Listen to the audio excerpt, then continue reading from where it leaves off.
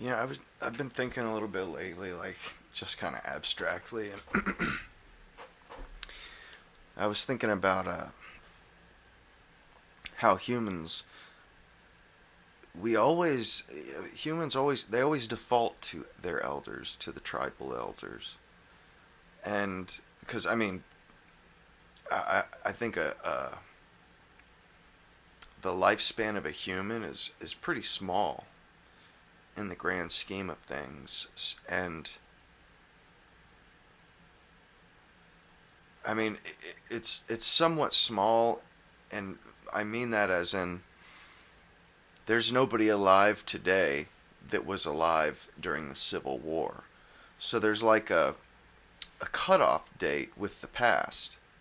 You're only in, I would say, what do they call it? Second person, second hand.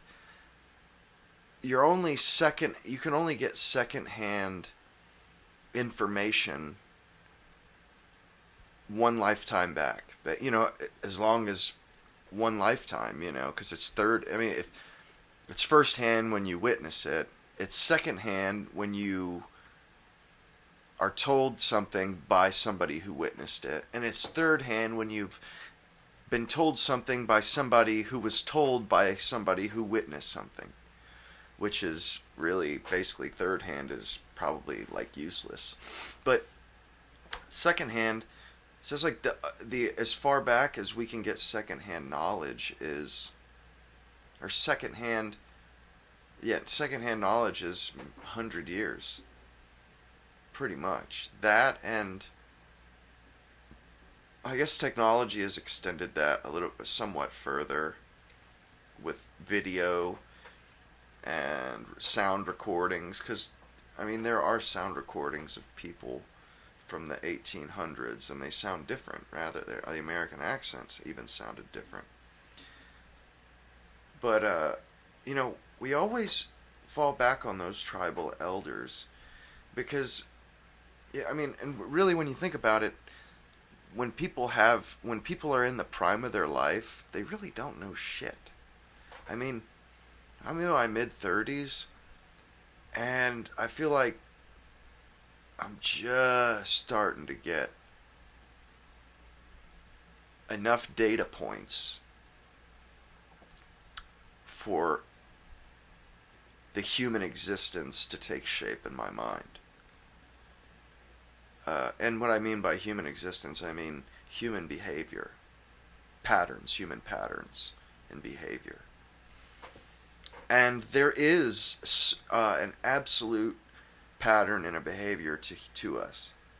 That's why history is so important, because we go through the same bullshit over and over and over. It's so cyclical, it'd make you puke. If you really get down and think about it, you damn near want to puke. We're predictable. We're extremely predictable, and I used to wonder why it was it that people would go to village elders, and even in America, we have our elders. It works at scale too, because I don't know if some of you guys. I used to my Fox News was always on, seemed to be always on at home when I was a kid in the early aughts and whatnot. And there was a guy on there named Charles Krauthammer, and he was quadriplegic. Dude was exceptionally intelligent. His IQ was over a 200, I believe, which is like 3 times as high as average, almost anyway, at least double average. And he was in his 60s or 70s or something, and but the Republicans, they would go to him for advice, and this guy, he was like I don't want to say a psychic, but he was like the party oracle, the party augur. He was almost like a party mystic, a soothsayer. This guy, it's like he had inside knowledge, it seemed like, and that's because he had seen it. He'd probably seen a lot of these things before, and And even he died, 20 years, 15 years, 20 years ago. And now we have like Victor Davis Hanson. He's a great one. I love that. He's an awesome historian. Really smart dude too. But he's another one with the Republicans, and the Democrats have them too. James Carville, amongst others. But there's a reason why we go to those people, because it's like I, I would in that movie, The Seven Samurai, when they're being and also The Magnificent Seven, because it was a spinoff, or it was an American redo. But the village is being attacked by bandits. So whenever a big issue comes up that nobody really can agree on or has has a good idea, when you can't agree on it, you go see the elder. So they go see the elder, and he says, "We got to fight. You got to fight. You got to go. You got to fight. You got to go into town. You got to hire people." Well, first off, they say, "Fight? We're farmers. What the hell do we know about fighting? All we do is scratch a living out of the ground." And the elder says, "Then hire it done. You're farmers, but you can hire out this. Get mercenaries that will fight off. Fend off these bandits." And they kind of back and forth with him for a second, and he says, "Look, this happened when I was a kid. The only villages that survived were villages that hired samurai. The rest of them burned. The rest of them straight up burned. The only ones that made it through were the ones that hired samurai." So, and his village was burned, and he had just escaped to a new one, or another one. So anyway, they and they do it, and it works. And he was talking about from experience that happened. That happened in his lifetime. Well, we also have history here, so we can draw from history. It's not secondhand, but it is. It's almost secondhand, because people that are seeing things are writing them down, especially if you get diaries and journals where people are never supposed to see what's in a diary or a journal. No, people don't. I mean, I can't imagine somebody lying in their journal. What would be the point of the journal if you lied in it? It's to get legit, real stuff off your chest. But we have historians like Victor Davis Hanson. We have guys like him that are historians that have gone over history books like flies, like flies on a cake, just going over every single detail of history. And when something happens, some event of note,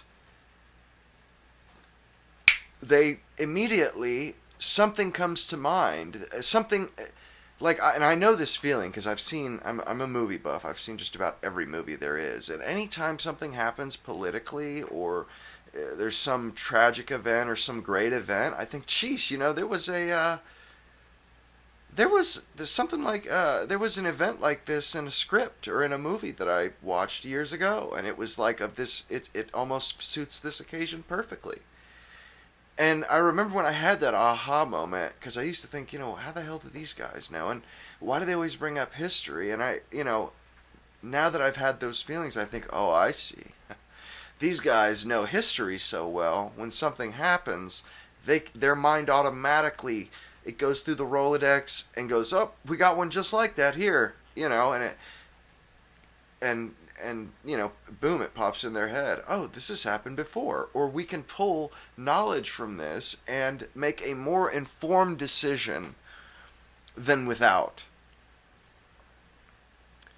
And it works at scale, because, like I said, you have those guys like Krauthammer and different wise men of politics, or wise men of our society, which is really what it is, wise men of our society.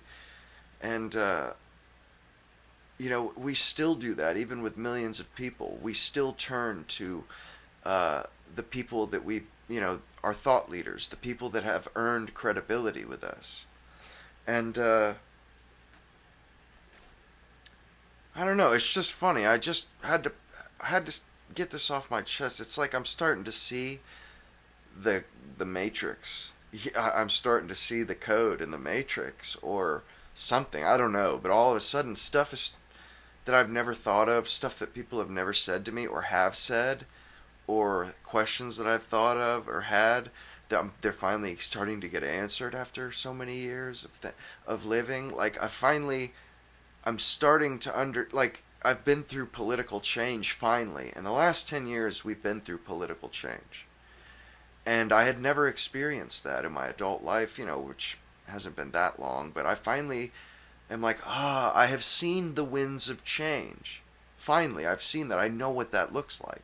I know how that comes about. And it's funny because I'll have to do a video on it because it's its own whole video, but um,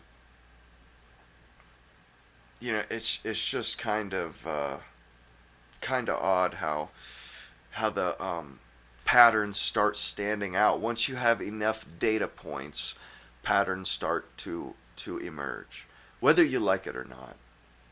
And negative, they may be negative, they may be positive, they may not, they may be neutral and not mean anything at all. But the patterns do start standing out, and uh,